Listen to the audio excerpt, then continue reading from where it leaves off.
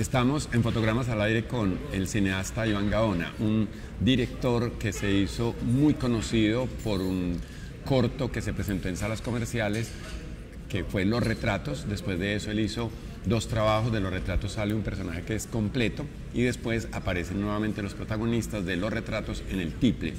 Él tiene más cortos, pero también nos sorprendió con un largometraje como Pariente, en el cual nos encontramos a Edson Belandi haciendo la canción La Circunstancia y adicional mostrándonos un universo acerca del conflicto armado visto desde otra óptica.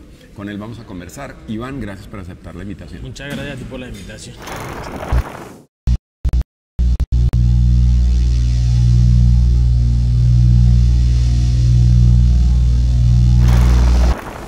Iván, ¿cómo llegas vos al audiovisual? Pues fue, digamos que una inquietud tardía, ¿sí? Que al ser como de Websa, el municipio de Websa donde yo nací, siempre generalmente en las regiones cualquier manifestación artística se siente como algo de las ciudades, ¿no? Entonces yo salí del pueblo y me fui a Bucaramanga y estudié primero Ingeniería Civil, y fue estudiando Ingeniería Civil que pues la verdad es que me enamoré de una chica, y la chica, el papá era artista, ¿no?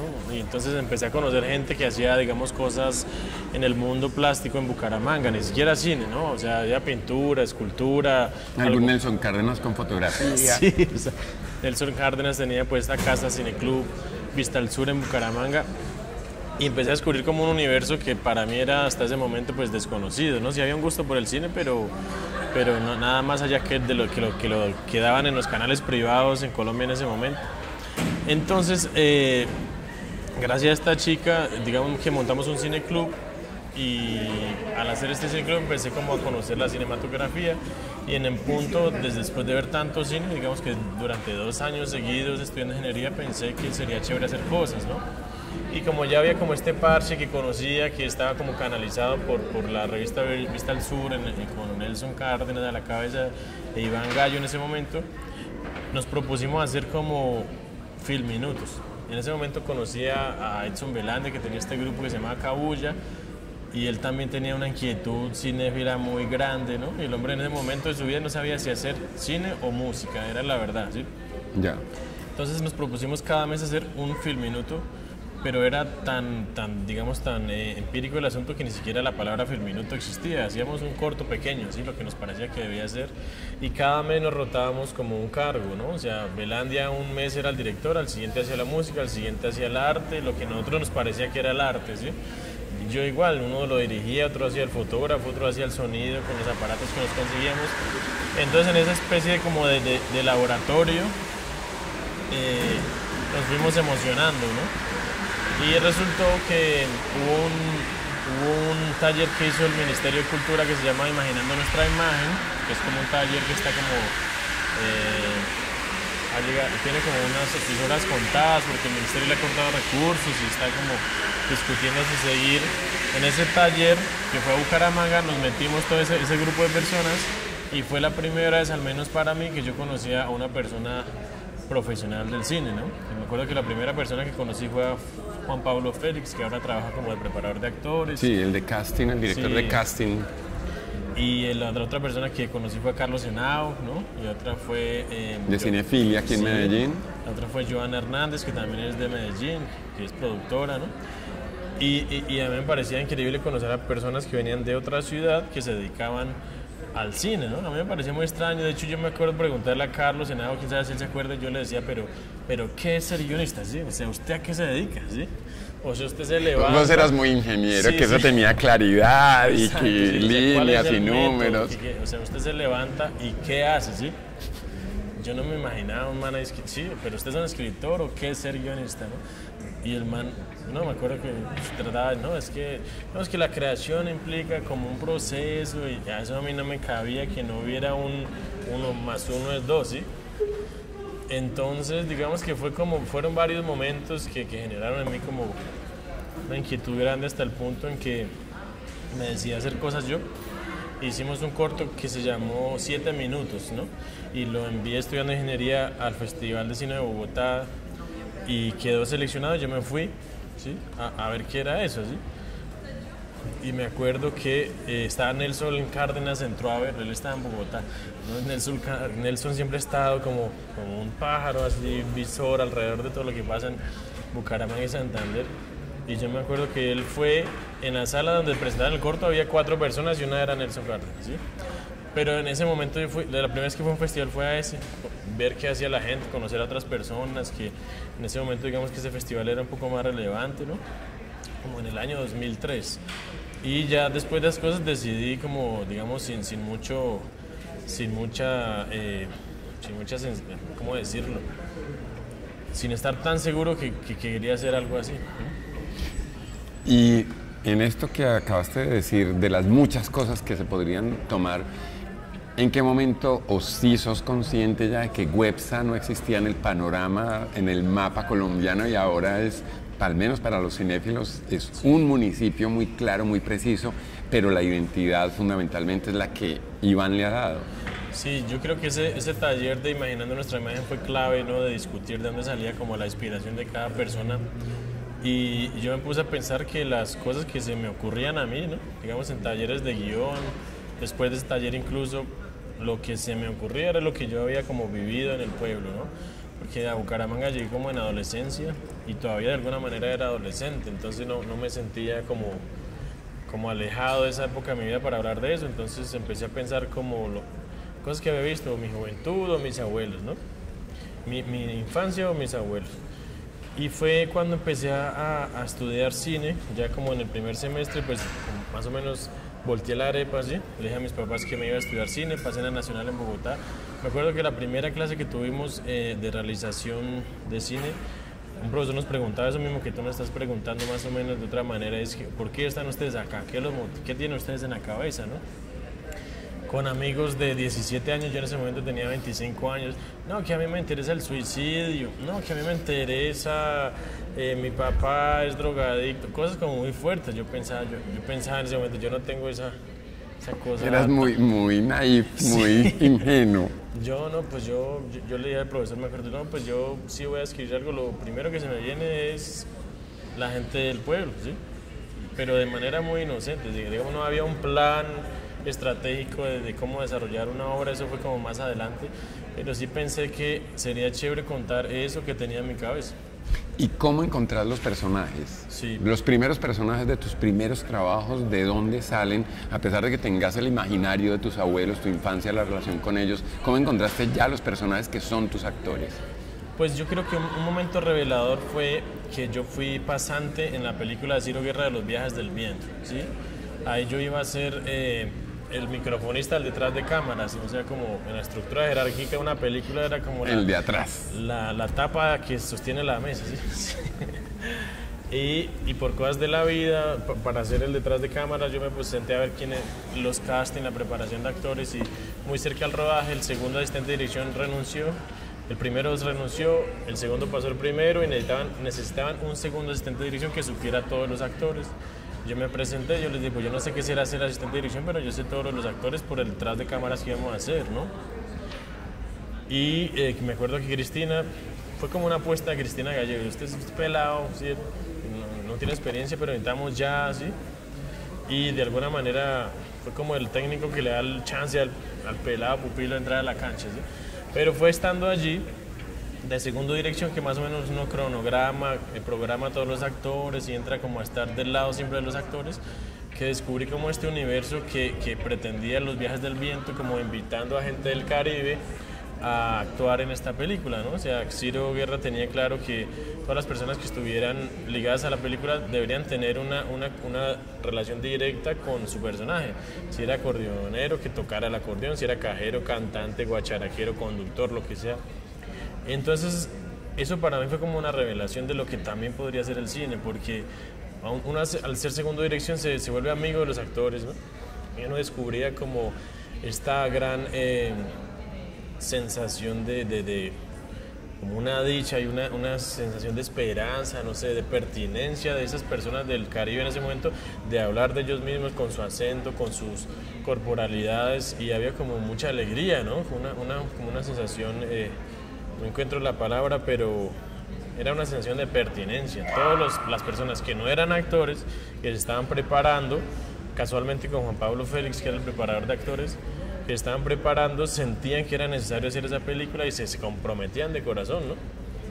Entonces yo pensé que eso era muy importante. En ese momento fue como la revelación de lo que haríamos después con Diana Pérez, porque ella también estuvo en la película, en el equipo de producción, en Los Viajes del Viento, y hablábamos detrás de cámaras. Es increíble estas personas como vienen, no sé, desde las veredas del campo, dejan sus casas, sus cultivos, sus animales, lo que sea. La subsistencia. La subsistencia por un sueldo que pareciera mucho, pero en la escala de tiempo que le dedican, pues podrían estar haciendo eso mejor, pero ellos sentían convencidos y a través del proceso también que esa película iba a hablar del Caribe y sus costumbres, ¿no? Y la forma como lo hicieron en esa película, de alguna manera la heredamos para hacerlo en Websa, que era como invitar públicamente a un pueblo, sin esperar nada, a ver quién llegaba, ¿no? La primera persona que estuviera despachada, digamos, en un anuncio en la iglesia del pueblo o en la emisora, que era como se hacían Los Viajes del Viento, iban a pueblitos y aquí como se comunica la gente, el cura hace anuncios en la iglesia. En el pueblo hagamos eso también. Hay una emisora, hagámoslo por la emisora. Los medios de comunicación que unen al espacio geográfico en donde pretendemos hacer la película, los vamos a usar para convocar. Y así hicimos para nuestra tesis de grado, que fue el primer corto que hicimos, que fue El Pájaro Negro. Es una historia infantil, ¿no? Convocamos a niños por los parlantes de la iglesia, convenciendo al cura primero, ¿no? Y luego ver cómo íbamos a trabajar con estos niños. Entonces había cierta experiencia de mi parte, de Los Viajes del Viento, viendo cómo se prepararon los actores, pero Diana Pérez, ella quiso ser actriz antes, ¿no? De ser como realizadora cinematográfica, ella sí tenía una experiencia mucho más grande como en escenarios actorales, ¿no? Entonces entre los dos, y guiado por ella, fuimos bien desarrollando una especie de prueba y error de cómo trabajar con personas que no eran actores, ¿no? Y en esa misma línea hay una cosa que es sorprendente, es porque dices, Carlos Henao, yo no entendía qué era eso de ser guionista. ¿Cómo construís un guión con tanta precisión, claridad y riqueza en términos de los matices como el de los retratos? Ya digamos que estudiando cine sí hice como la especialización en guión en la escuela. Dentro de la carrera de cine había como una línea de especialización que uno escogía en la Nacional en Bogotá y me metí a guión, ¿sí? Y de alguna manera es que las cosas uno no entiende cómo entran a aportar, a jugar, pero como yo ya tenía un título de ingeniero civil en la UIS, en la Nacional yo pagaba el valor más alto de la matrícula, ¿sí? Pero mis papás no me apoyaban porque más o menos me sacaron en cara 5 años de ingeniería que como... Entonces, en la Nacional hay una cosa... Estás como Tomás Gutiérrez Alea, que creo que hizo eso, terminó su carrera y les dijo, ustedes necesitaban este título, es de ustedes y me voy a estudiar cine. Más o menos, sí, no tan agresivo, pero más o menos. Pero entonces, lo que pasa es que yo tenía que pagar la matrícula más alta, en la Nacional no tenía plata y en la Nacional le devuelven a los 2 primeros de cada semestre el dinero de la matrícula y sí o sí yo dije, tengo que ser el mejor, ¿sí? O sea, no hay otra. Si no soy el mejor de cada semestre, no puedo estudiar el siguiente. Y eso me volvió como hiperñoño. Entonces, la línea de guión era leer todos los libros de guión, hablar con guionistas, salir como a buscar a los profesores en su vida profesional. O sea, como un estudiante hipercansón, interesado que sí, es un interés vital, es de vida o muerte. Tengo que hacerlo sí o sí. Pero igual de alguna manera pues también el guión es como una escuela académica que nunca termina, ¿sí?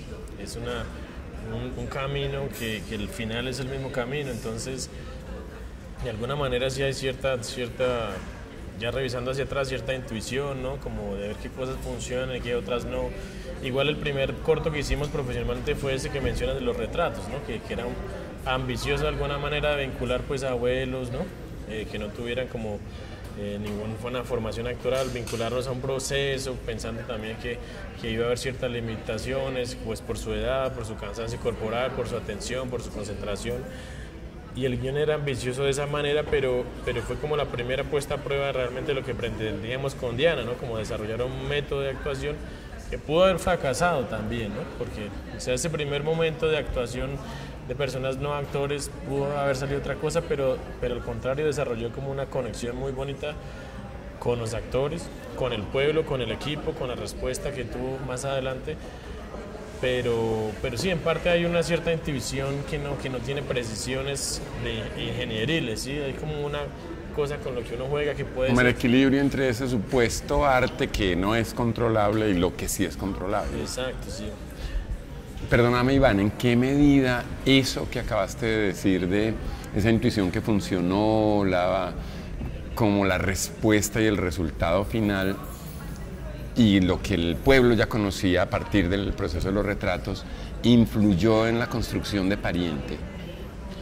Mucho, porque con el cortometraje de los retratos y los que vinieron después, hay algo como en la cotidianidad del pueblo, ¿sí? Como en la forma de relacionarse, en el humor negro que tienen, en las distintas formas de humor que se manejan socialmente, que hacen parte como de mi cotidianidad, ¿sí? O sea, a mí me sorprendió mucho, por ejemplo, en el cortometraje de los retratos, que las cosas que a mí me parecían chistosas estructuralmente, donde estaba el gag de humor, a nadie le daba risa, ¿sí? Y a lo que a mí me parecía muy cotidiano, como de frases normales que una persona diría en el pueblo, es lo que generaba una conexión, ¿no? Entonces, ir descubriendo como a prueba y error que eso que a mí me parece que es muy normal puede funcionar para un público mayor. Hacerlo consciente es un proceso, ¿sí? O sea, hacer consciente que, no sé, la forma solamente como hablan puede ser chistoso para alguien, pero es la forma como yo hablo. Eso es una cosa que no se tiene de inmediato, es una cosa, si la persona dice esto en este tono, puede causarle risa a un rolo, por ejemplo, ¿sí? O puede generar como una tensión fascinante a un europeo, ¿sí? Entonces sí, hacer cortometrajes se generó como un escenario de confianza, de saber qué elementos funcionarían estructuralmente, qué elementos funcionarían desde el género, qué elementos aportarían al humor o al drama, ¿no? Y ya que nos metimos en la relación cortometraje-largometraje, fuera de cámara estaba hablando de el sentido de hacer cortometraje en términos de la recuperación. Sí. ¿Podríamos repetir eso en este momento? Sí. ¿Cuál es tu concepción después de haber hecho varios cortos, de hacer un largo y la relación económica corto-largo y recuperación? Sí. Pues básicamente antes de hacer un largo, uno piensa que llegar al largo es como la panacea, ¿no? Ya vamos a llegar a un escenario de más dinero, mucho más cómodos, vamos a pagarnos bien, va a haber una recuperación en taquilla, en ventas internacionales, en, no sé, exhibiciones, lo que sea, que nos va a dar como esa estabilidad profesional que de alguna manera uno busca, ¿no? A medida que crece humanamente. Y lo que descubrimos fue todo lo contrario, ¿no? Un escenario adverso en Colombia con una saturación en pantalla de películas pues colombianas, digamos que de este corte de autor, en donde está marcada nuestra película, que no tienen como un público captado, que pelean hombro a hombro con grandes producciones hollywoodenses, que los exhibidores pues al tener un negocio pues de dinero concretamente no dan un chance ni un respiro a que una película se mantenga, pelee o perdure. Entonces nos encontramos con un escenario adverso en donde en términos concretos una película, si fuera una panadería, un negocio de una panadería, hacer una película vale 1.000 pesos y vamos a recuperar 200 pesos, ¿sí? De hecho hay una anécdota muy chistosa. Estamos ya después del rodaje buscando dinero para terminar la película y fuimos a un banco, ¿no? Donde tenemos la cuenta de la empresa. Y nos pasaron al gerente, ¿no? Y ¿usted por qué necesita un préstamo tan grande y tal, sí? Y estoy revisando sus estados de cuentas y aquí entró muchísima plata. Y así es que ganamos el fondo, ganamos el FDC. ¿Y de dónde está esa plata? ¿Sí? No, la invertimos en la película. ¿Y cuándo van a recuperar esa plata? Y nosotros así como en la oficina del gerente, no, pues no sabemos, tal vez nunca. Y el man nos dice, ¿y ustedes por qué hacen esto? ¿Sí? Uno se siente en el lenguaje financiero como un estúpido, ¿sí? Sí, no hay una lógica, ¿sí? En esos mismos términos, si hacer este pan vale 1.000 pesos y solo lo van a vender en 200 pesos, ¿por qué lo hacen? ¿No? Digamos que es un sacudón vital, ¿sí? Pensar que no hay un escenario de éxito profesional monetario garantizado en el escenario del largometraje.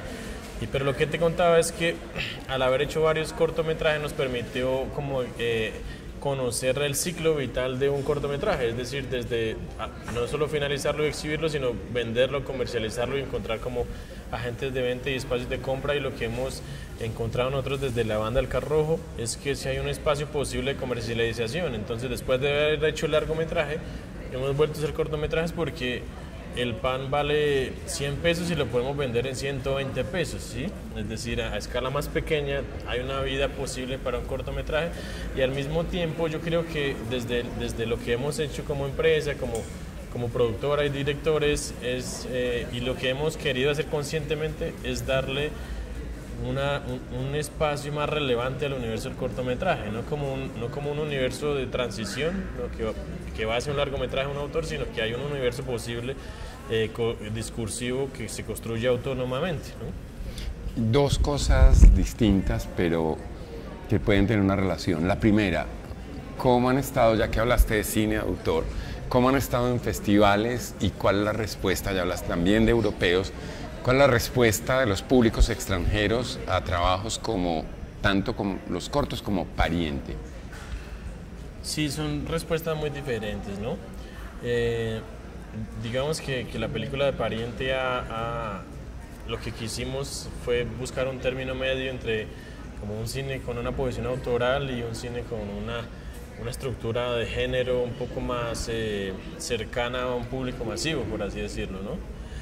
Y los cortometrajes, digamos que no tuvieron esa presión, fueron cosas como muy espontáneas que no tenían la preocupación tan fuerte del público como si un largometraje, porque digamos que hay una presión económica tan fuerte que uno sí piensa cómo puede ser la respuesta económica de esa película. Pero ha sido diverso, ¿no? Lo que finalmente ha llamado la atención del largometraje es el tema que no se había visto en la cinematografía, al menos desde la voz de programadores de afuera, y es sobre el escenario paramilitar, ¿no? O sea, como que las FARC son mundialmente conocidas, ¿no? Y todo el conflicto armado de parte de las guerrillas de izquierda, digamos, en cualquier parte del mundo, uno tiene una discusión de pasillo con alguien y las FARC es un nombre al menos presente como algo que ocurre en Colombia desde la izquierda, pero no ocurre así con el paramilitarismo, ¿no? Y digamos que la película ya ha llamado como poderosamente la atención de ese hecho de otro grupo armado que tuvo orígenes internos, ¿no? Y que salió del control y que tuvo también un proceso de paz muy análogo a lo que ocurrió, pero sin haber sido discutido. Entonces, ese componente paramilitar de la película ha sido una cosa que ha generado muchas discusiones en los escenarios en donde ha estado presente la película. Y la respuesta en festivales tanto de cortos como de largos, ¿cuál ha sido como la mirada? Siempre se mide, nos ganamos, no nos ganamos un premio, pero ¿cuál es el volumen de participación tanto de cortos como del largometraje? Pues digamos que sí, uno siente que hay una atención al universo latino, ¿sí? Uno siente que desde el universo de los programadores, de los directores de programación de festivales, hay una atención a lo que está pasando en Latinoamérica, ¿no? Pero esa atención al mismo tiempo es una atención subjetiva, ¿no? Es una posición viciada que es muy discutible, ¿no? Y es una cosa que nosotros descubrimos con los cortometrajes, y es que